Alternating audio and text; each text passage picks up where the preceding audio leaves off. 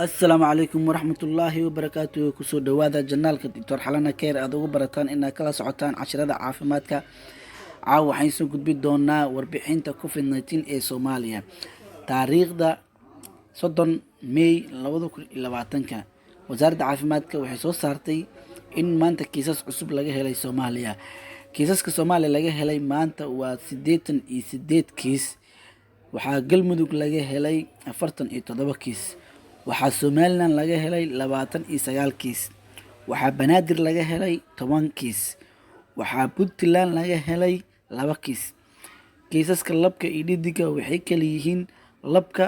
waa 71 qof dhidiga waa 17 qof waxaa bogsatay 17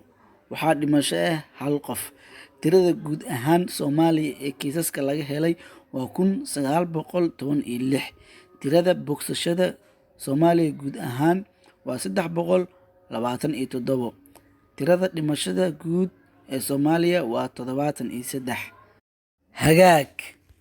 ilaahay waxaan ugu baryaynaa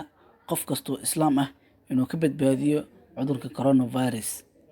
fadlan subscribe saar like share and comment wabillahi tawfiiq assalaamu calaykum waraxmatullaahi wabarakaatuh